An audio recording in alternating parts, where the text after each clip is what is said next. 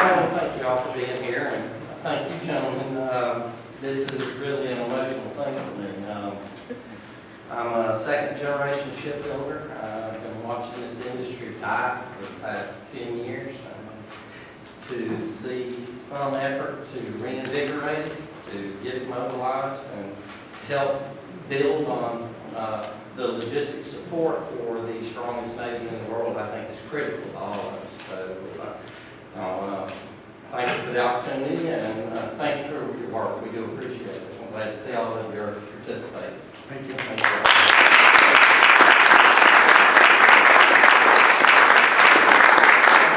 Conversation with Bob, I found out that you're at least partway to building an LNG tanker. Yes, You sir. have small tanks in your LNG powered ships that you're building for Crowley right now. Yes, sir. Two dual-fueled LNG and diesel-fueled container ships, and the world's first LNG bunkering ATV vessel. So you should have said that in front of this microphone. No, what you're doing is more important. Well, I don't know about that. No. Robert LaVentura, Director of the United Steelworkers District 12. Robert.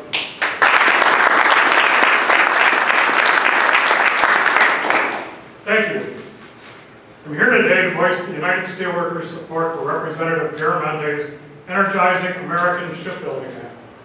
It's only common sense to ensure that the U.S. maintains a domestic shipbuilding industry and its downstream suppliers. Our country's energy renaissance should be harnessed in a way to ensure that the benefits spread to as many industries as possible, and shipbuilding provides over 100,000 workers and supporting nearly 300,000 others. By requiring American-made iron and steel for hull and superstructure, this legislation will incentivize capital investments and job creation throughout the metal supply chain. The Energizing American Shipbuilding Act makes sense because if you don't incentivize domestic shipbuilding, the demand for vessels to ship liquefied natural gas, LNG, will go elsewhere, and we need those jobs right here in America. Chinese shipyards are aiming to take some $10 billion in orders for new LNG tankers over the rest of the decade as part of a plan to restructure the country's failing shipbuilding sector and secure Chinese energy supply chain. Up to 225 LNG vessels are expected to be added to the worldwide fleet by the end of 2020. Our unions members want a shot at that production, but our country and Congress need to be assertive and create the right incentives for that to happen. If we don't, other countries will, and we lose our national security asset of domestic shipbuilding.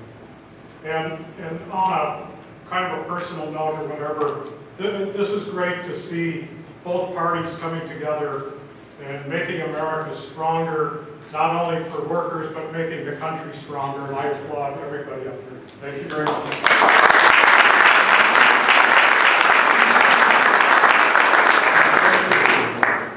You guys may work the steel, but Nucor produces the steel with your help. So let's have Bob McCracken, Vice President, General Manager, Nucor Steel's Turkford County operation, representing the American iron and steel industry. Yeah. Good afternoon, and thank you. We commend the sponsor of this bill that will require 50 ships be built here in the U.S. and also require the Buy American standard that the Navy adopts. We have over 500 teammates in Hertford County, North Carolina, that produce all kinds of high-quality steel plate that's used in many of our critical applications throughout the country. We are one of 2 steel mills that make armor plate for the new Navy aircraft carriers. So we really appreciate this Energizing American Shipbuilding Act. We are a big fan and thank these co-sponsors.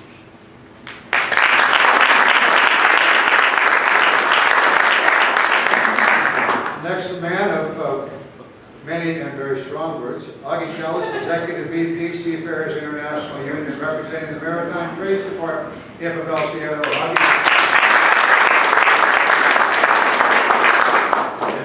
time, I'm not greeting, salute everyone, let's just make believe I did. On behalf of the men and women that I represent who make their living on the sea, thank you for this effort. Now, today, as mentioned, was National Maritime Day, and actually it's been all week we've been celebrating it. And all we've been hearing is such beautiful words about us and our industry. It would lead you to believe that with all these beautiful words that this country has a strong maritime policy that protects and keeps our sea lanes free and open, as Congressman Hunter said, as part of our overall national security and national economy policies. Yet, as foe and friend alike understand this and expand their maritime prowess, we languish on the vine, operating with an international fleet that's been reduced to numbers that are nothing short of a disgrace. Testimony after congressional testimony, article after article, bemoan the loss of the ships, the loss of, more importantly, the loss of the critical manpower pool required to support our military. Yet, today, and for the last couple of days, our industry, our coalition of management and labor has been hitting the brakes, knocking on the doors in Congress to fight back yet another attempt to take our cargo and reduce our fleet even further. On this day of days, amazing, amazing. It gets even worse. We now have folks, senior folks in military, both civilian and in uniform, questioning whether our people come and go into harm's way. For those naysayers, I say, look at the record. Read your history books. From the founding of this republic to Iraq and Afghanistan and to every crisis and conflict in between, we have shown up. And whether or not we show up for the next one is not a question of our courage and will, but of yours.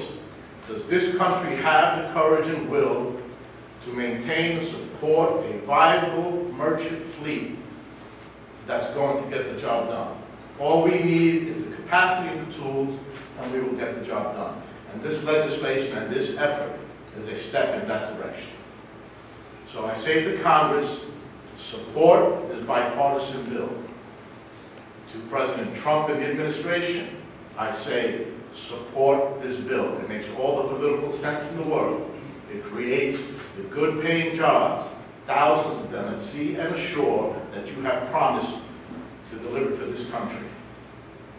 Give us the tools, we will get the job done. So let's get this done. Thank you. Amen.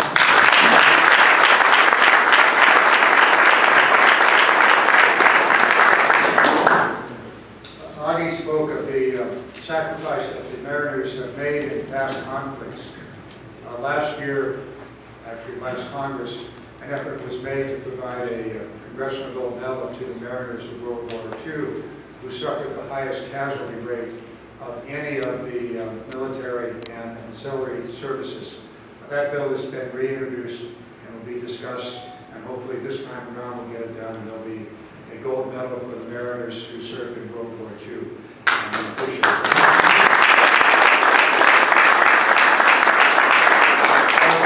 Joining us, Klaus Luthant, Vice President, Master Mates and Pilots. Awesome.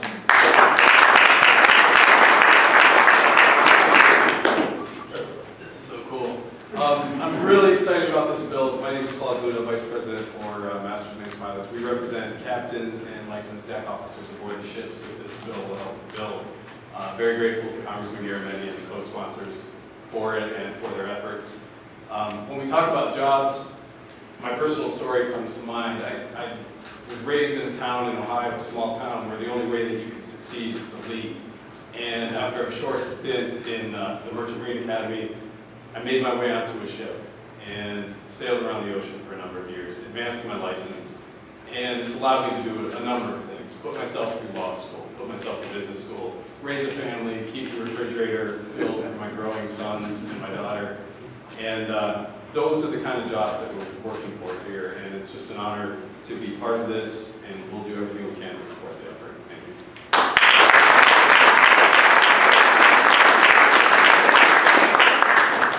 Those of us that have been working this maritime industry know that usefulness, and the power of the Navy League of the United States. Joining us today is Alan Kaplan, National President of the Navy League. Alan.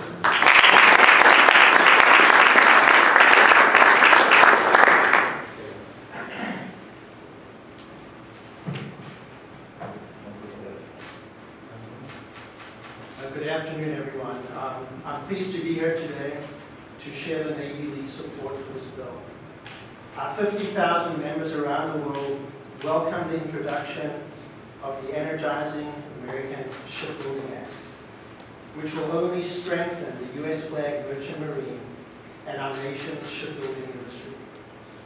The Navy League of the United States is a nonprofit, nonpartisan, and civilian organization dedicated to informing the American people that the United States is a maritime nation and that its national and economic security is dependent upon strong sea services, and that includes a strong U.S. flag merchant marine.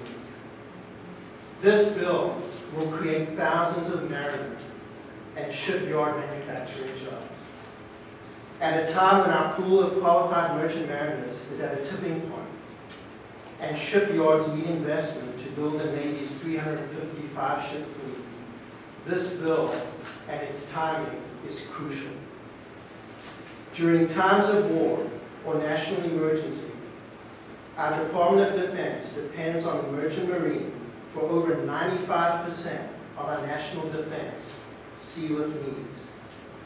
As General McDougall, head of the U.S. Transportation Command, testified before Congress, the merchant mariner force is the bedrock to how we move the force in our country. It makes a difference between us being the most powerful military in the world and us not being the most powerful military in the world. We all know that America's ability to conduct large-scale sea lift operations is significantly challenged due to a supply shortage of mariners. We must be prepared for any trial our nation may face.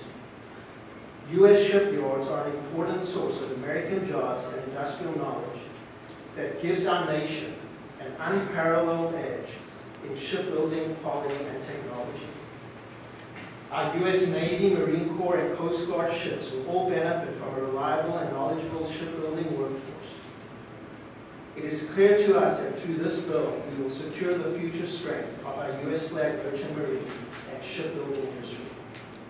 Thank you to Senator Wicker, Congressman Garamendi, and everyone else for your support of this important piece of legislation. The Navy League of the United States stands behind you in full support of this bill.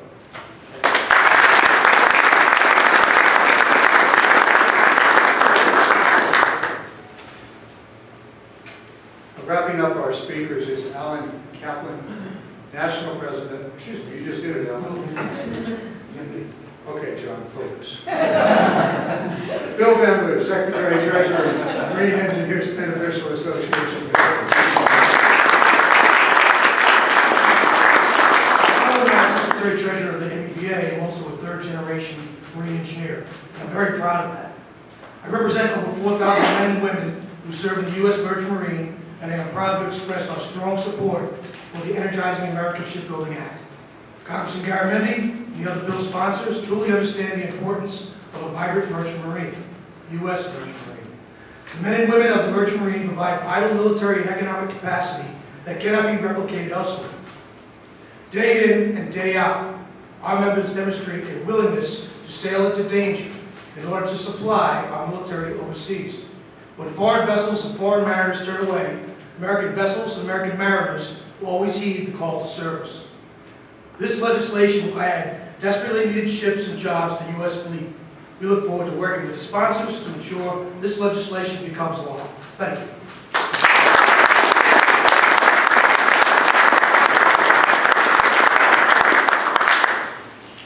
We're open to some questions, but first a couple of thank yous. Emily Burns, my Chief of Staff.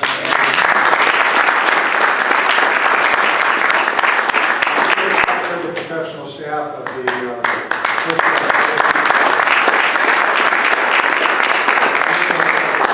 Duncan, on his side, the professional staff, John's out there someplace. Together, these are the team that pulled all of this together, so we're most grateful to that. If you have questions, we're ready to answer them. If you don't, then we're ready to go back and party on the brownies. They're not California or Colorado brownies. I want to thank, I don't see the hands going up, but to be able to work this in a bicameral way is extremely important.